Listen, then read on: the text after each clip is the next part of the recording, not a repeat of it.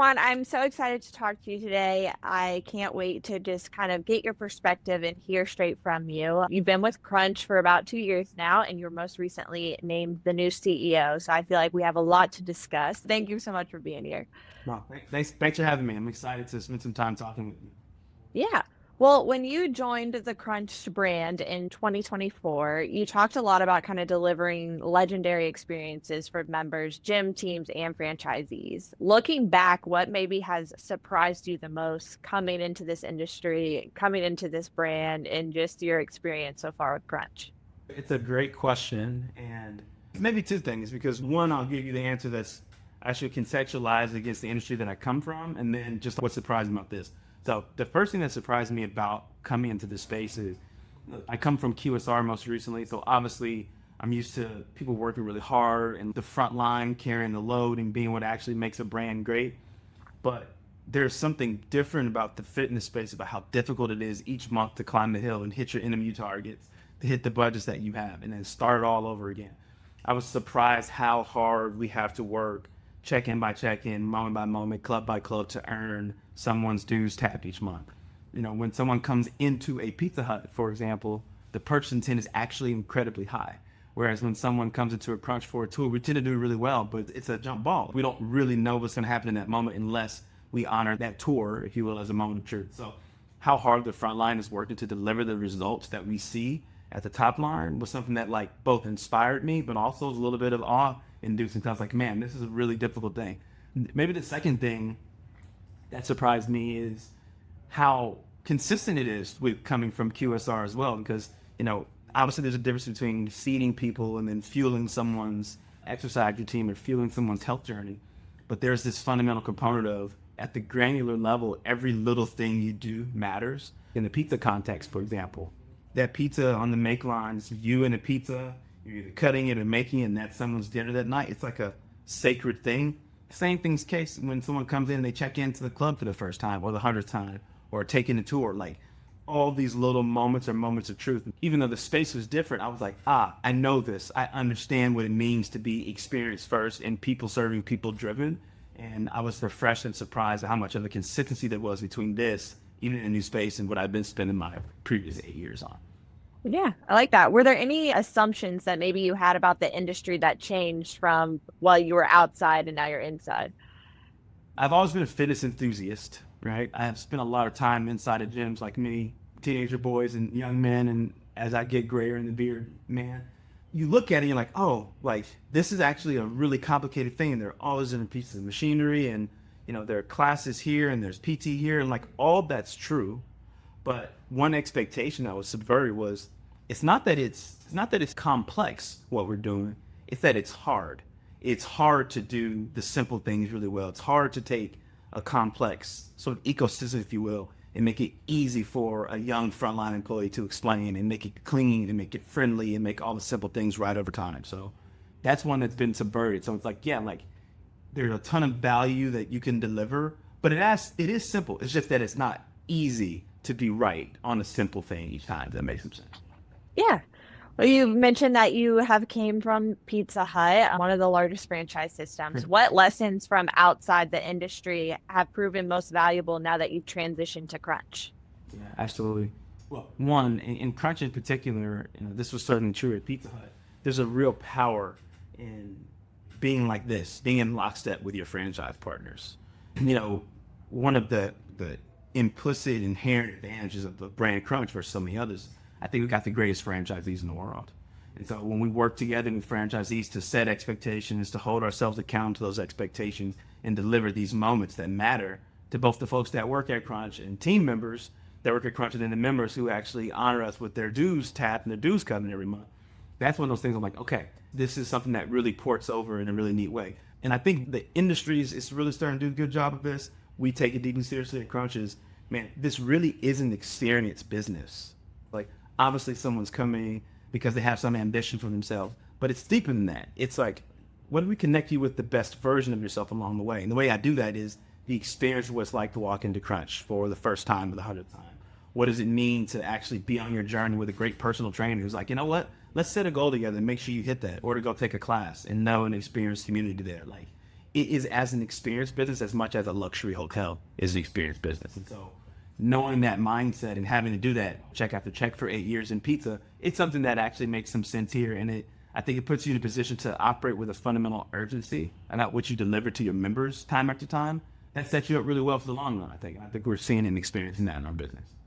Yeah, I'll have to agree with you. I've worked with a lot of your franchisees over the years, and they are some great people. So I'll have to agree with you there. So Crunch has grown roughly from about 460 clubs when you joined to now over 550 today. What have you learned in supporting those franchisees through this growth and having that operational consistency throughout the brand? Yeah, if you'll allow me to reflect briefly. So, Yeah, my first year, absolutely. so it's about 2.5 years, a little more than 2.5 years for me now. So my first year at Crunch, we opened 61 clubs. Last year, we opened 91 clubs. This year, we'll open around 100 clubs. You get a chance to engage in a lot of blocking and tackling with your franchise partners on that. So what I've learned is then, boy, when we're at our best, we're in a virtuous cycle of franchising, right? And it begins with picking and identifying the right type of partner. Yes, I'm going to get to this in a second. Yes, there are the franchisees that exist now, but the cycle has to begin with identifying and picking the right partner. The right partner for us is someone we call the 3C franchisee. They got the right level of capability, they got the right level of capital, and then the right level of commitment. When we get that right, we really have a good chance to drive the journey the right way. As you work around what I call the virtuous cycle, though, there's this piece where we talk about engaging our franchisees impactfully, where I really think the magic is made in Brand Crush. And so we have invested pretty deeply in a franchise business partner model, as well as a franchise marketing partner model, where we actually have people dedicated to franchisees and their businesses, not just to go and inspect clubs. We do have a brand excellence team that helps with that, but to really sit and say, you know what, what's your goal for your business this year? What is it that we love to see out of your business this year? How do we set those goals, kind of work against them, and have periodic check-ins to see if we are holding each other accountable to move the needle for you in a way that makes sense? By doing that, we're able to unlock a couple of things. We're able to articulate standards that matter. We're able to make sure that we do work together to focus on what matters and actually go against those standards. But importantly, we're able to stand on the same side of the ledger as our franchisees and say, what you need is a profitable business that returns results to you at the unit level, that makes you want to continue to build, that allows you to continue to reinvest in your team. And you can't do that if you're not deeply in partnership with people. So that partnership model, the FBP model, the FMP model I'm talking about, that's the real unlock for us to not only drive results, but to drive a partnership that's healthy and dynamic and resilient, irrespective of what's going on around us. And that's the story of what you're seeing in Brand Crunch right now, and why I'm so bullish about our franchisees and what we're about to get done together the next few years. Yeah, your reflection, you've opened so many, and it feels like it's never slowing down. What's kind of your trajectory or goals now that you've stepped into the CEO position with the brand? Yeah, look, well, I think the trajectory is where we've been. I spent the last 2.5 years partnering really closely with Jim Rowley, who's like a big brother, a mentor. He's now the executive chairman of our business. And it's not so much about a pivot and shift. Like, we've been working on this together for 2.5 years. And so we're in one of these areas of Crunch where we really are crescendoing and hitting our stride. And so my job is to make sure that we don't lose that focus, that we don't lose that momentum, to continue to build on where we are. And so for us, I told you we'll open about 100 clubs this year. I think that's in our foreseeable future, to at least be at that, or maybe dial it up a little bit more as we continue to focus on our development engine. But most importantly, it's making sure that we treat every check-in as a moment of truth in our business. Because when we get the little granular component of our business right, that's how we earn the right to actually build more clubs. It's not just about development agreements. It's not just about the fact that people say they want to open it. Crunch has to be a brand that our team members believe in. It's going to be a brand that our members believe in, and we get that right at the check-in level. You get the check-ins right, everything else starts to take care of itself. So that's the trajectory that we're on. Awesome.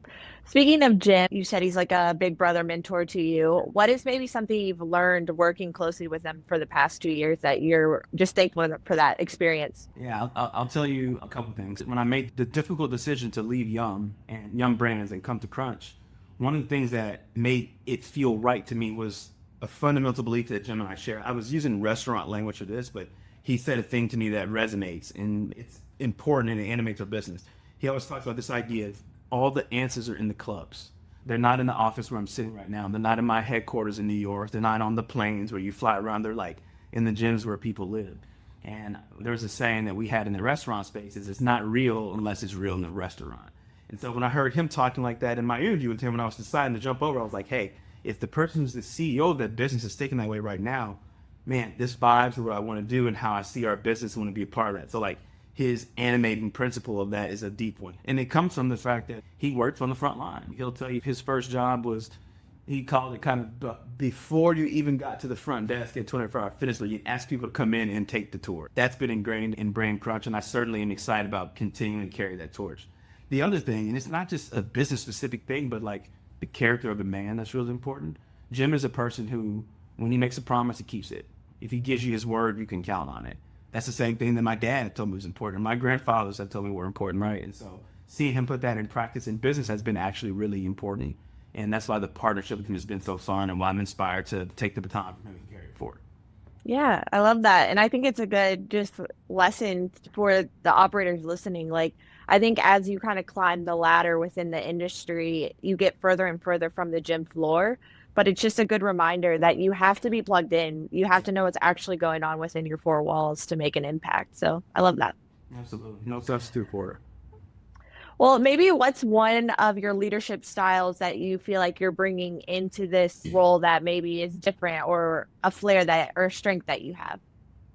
Yeah, look, I think when you talk about the legendary approach, right, which is a sort of a mantra that I brought to the business, and this idea of doing the very best you can with what you have available to you right now to deliver life-changing results. To me, it wasn't just about coming up with the tag. It was fundamentally rooted in an insight of, I'm the person that, unless it's a Thursday morning or a Sunday morning, I'm usually in crunch somewhere on the globe, like every day. So I'm in the club all the time. And that idea of being legendary that I talked about wasn't like me trying to come up with a hot line. It was an insight that was derived from living the member experience, being with our teams all the time, and understanding what really resonated. The way that ports to my leadership style, I think, is I try to use deep proximity to where our business really lives and breathes as a way of connecting to strategy and connecting to execution. And so if you can connect people with the best version of themselves, you're able to do that in a way that makes it real on the gym floor, but also makes it real in the boardroom. If you're able to connect people with a vision of not just who they are, but who they're called to be, you can turn someone's career into something that changes their life and the community around them. So for me, there's strategy, there's all these sorts of things, but like our ability to connect sort of our corporate approach to our club level approach and derive these outcomes that the people need comes from the ability to connect, and doing so with humility and intentionality and authenticity. And so that's what I'm trying to do. It's kind of hard to talk about myself in that way. But I think if you were to ask people to play back maybe what is it in my style that's coming through in a moment like this, it's connecting through those three dimensions and connecting who we are and what we do. I'm in my Dallas headquarters today.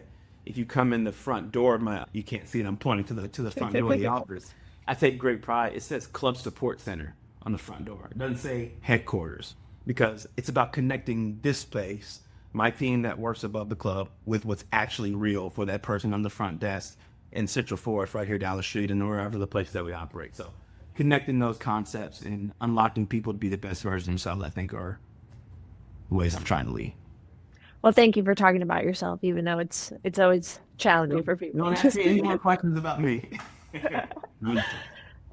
Well, kind of going back to that legendary like member experience that we're talking about, in practical terms, what does that really mean for Crunch? Is it service, programming, technology? What does that look like in practice? Yeah, I think it's a few things. This is a fun question. Now we get to talk about Crunch again. I love it. So look, it's both. It's experience, it's execution, and then evolution. Maybe how we talk about it. I like alliteration, so let's go with 3 E's.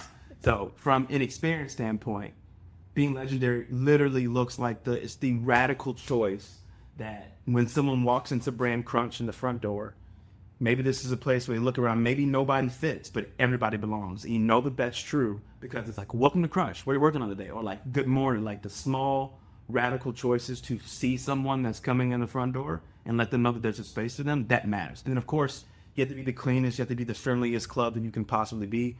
Those pieces of experience are really important. On execution, it's blocking and tackling, right? Like there's just no substitute for getting the little things right. Nailing on our classes, honoring the moment that we have someone in a personal training session. The equipment's always up and running. This is a world-class, state-of-the-art experience that people are actually paying for and honoring that. That's that piece. That third piece of evolution, though, is another critical point. you don't innovate just for the sake of innovating. You innovate to meet the member need state, right? So if you look at our Crunch 3.0 model that we launched December of 2024, like the end of my first year here, it was deeply responsive to the member need state.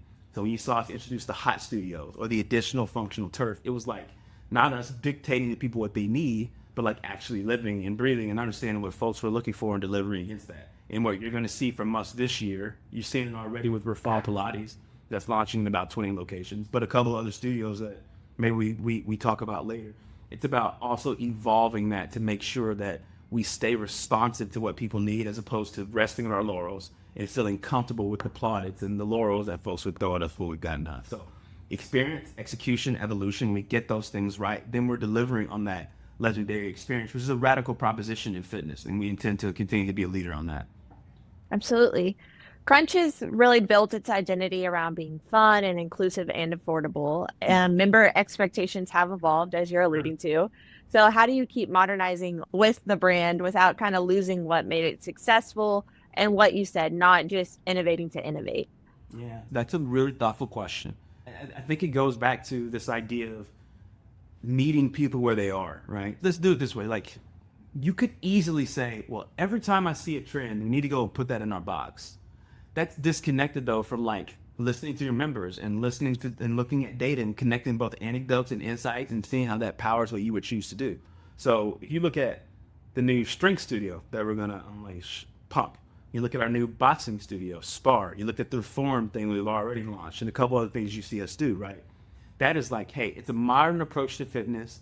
It's honoring folks' desire to have functional opportunities to move their bodies in community, but in a different way, maybe not on the gym floor, but it's not detached from what it means to be a place where folks don't experience judgments in this environment and folks aren't limited by anything in this environment. So it's how we connect those things together.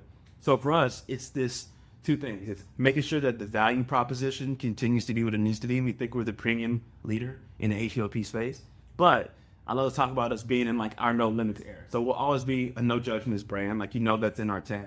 But in the no limits era, it's like this idea of we're doing these things not to do them, but to take the limits off of people's lives, to connect people with the best version of themselves, to see people say, hey, I want to be there, and Crunch be a pathway to transformation for them to go and do that. When you make your offer and connect it to something deeper and richer, like I'm talking about in this concept, that's how you stay modern. That's how you stay true to who you are. Like if you go back to 1989, that basin in Greenwich Village was a place where some people, that was a place they felt safest was to go work out in that place that Doug Union started. Like we can still be that in 2026 in a 50,000 square foot box if we're willing to step into what we're called to be as a brand.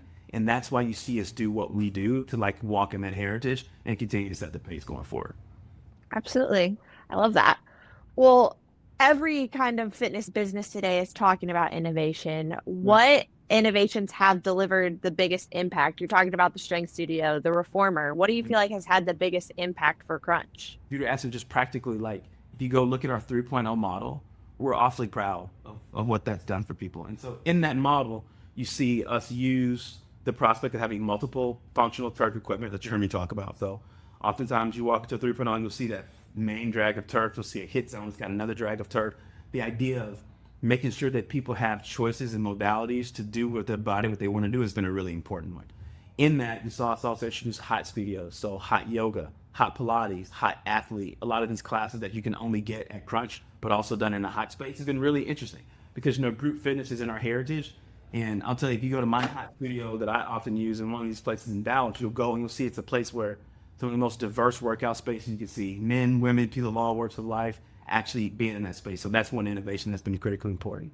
Another one, though, that we're really proud of is as we continue to think about what it means to help people from a longevity and a wellness perspective, we make some deep investments in R&R that we think are showing up for people in the right way as well. So if you go into the 3.0, you'll see red light therapy, you'll see the infrared sauna, you'll see enhanced R&R equipment like hydro massage and human touch and hyperize and all sorts of things. And it's that deep recognition that, man, once you've moved your body, once you push yourself towards your goals, relaxation and recovery are really critical, important of your journey as well. And so like we've innovated against that. And I'm excited to tell you we're not done innovating against those things either. And so like literally this year, even right now as we speak, there are more things rolling out to pay off on that prospect. And I'm excited for you to see it come to life here in the next couple months.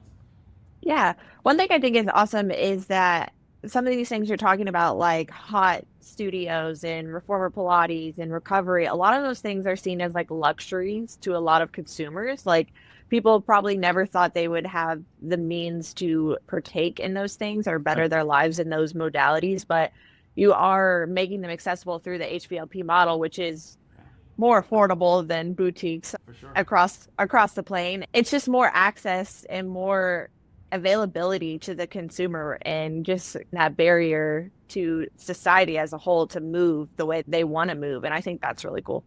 Absolutely. You hit on the point. That's the sort of the key word for us is accessibility. For us, we believe two things can be true.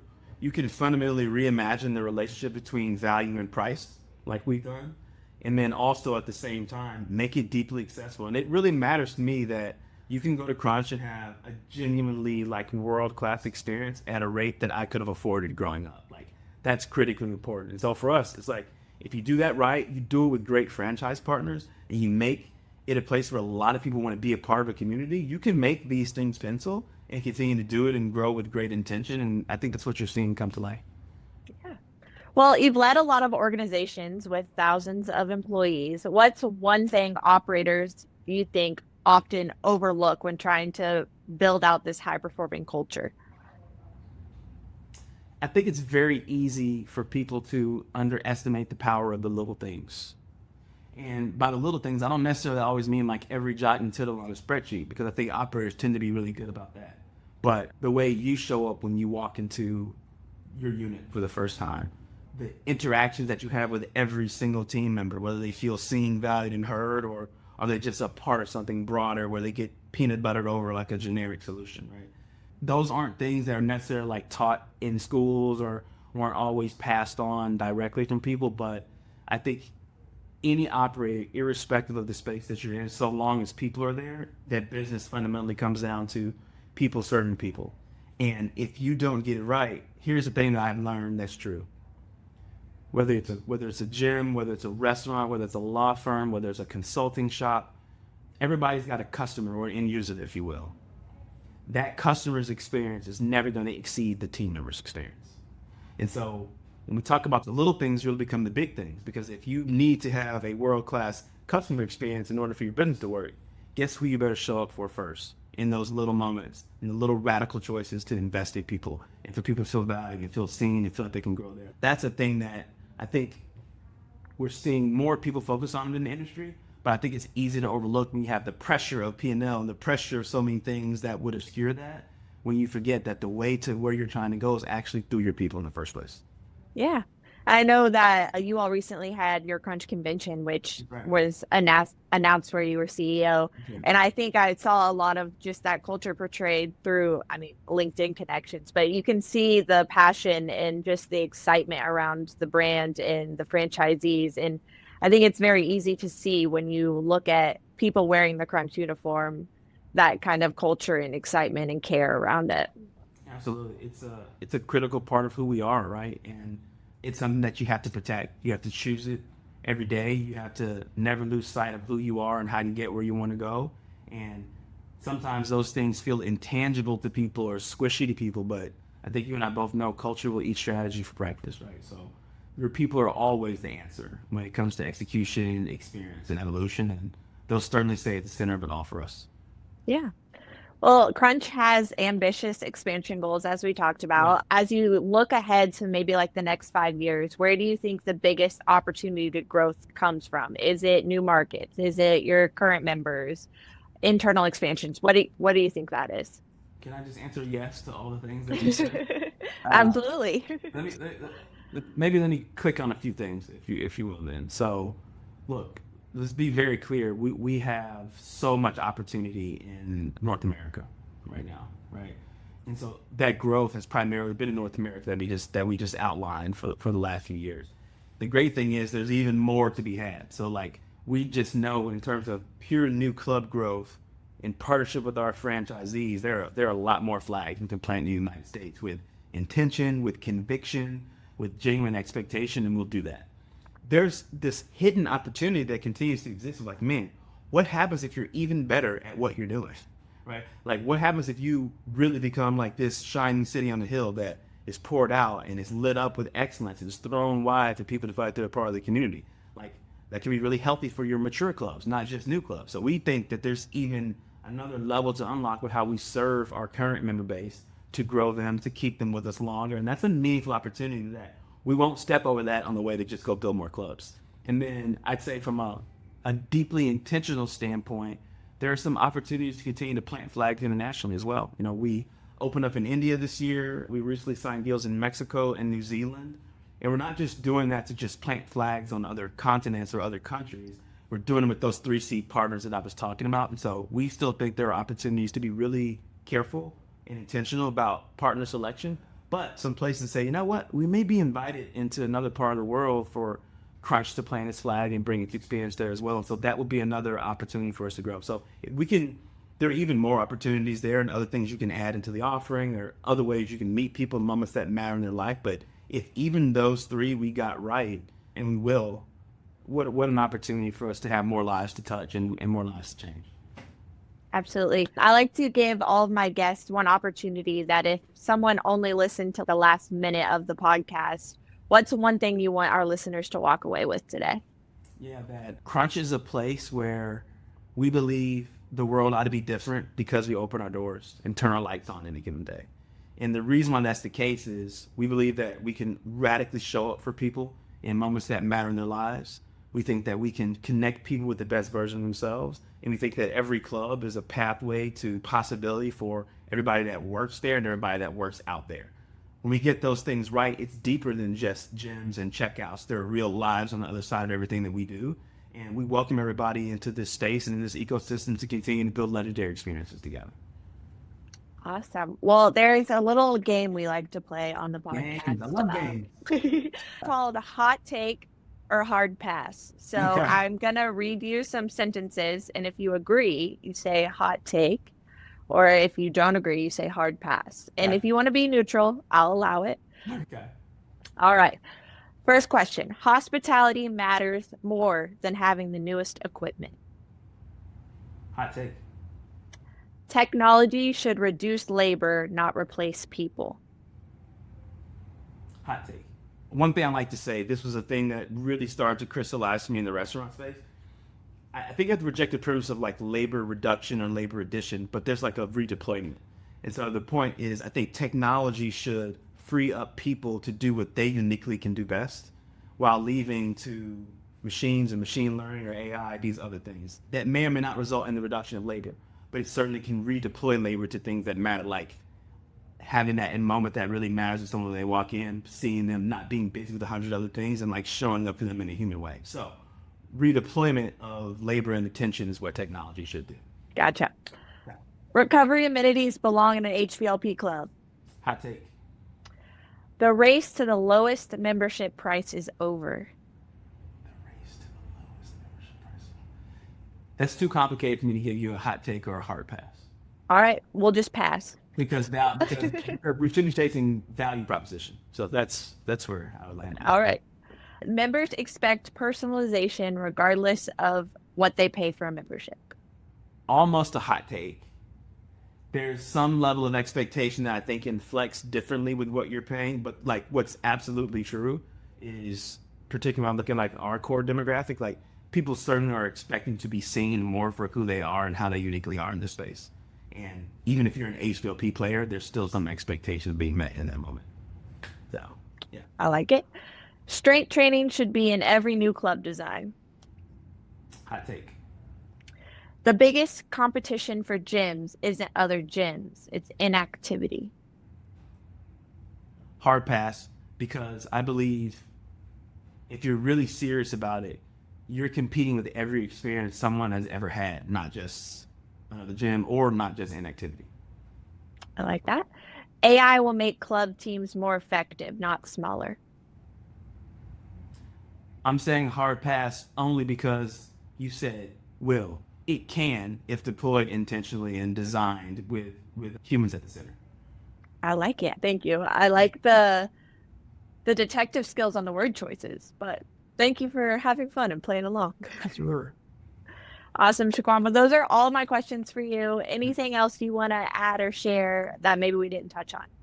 No, thanks to you and the Club Solutions team for what you do and covering the industry. It really matters. Like, it's one of those things where I've grown to appreciate publications and spaces like yours more since I've gotten in the industry, and continue to tell our stories. Like, we're really grateful for it. So thank you, guys. Awesome. Thank you so much. I hope you have a great rest of your day and week wherever you end up. All right, you too. Thank you.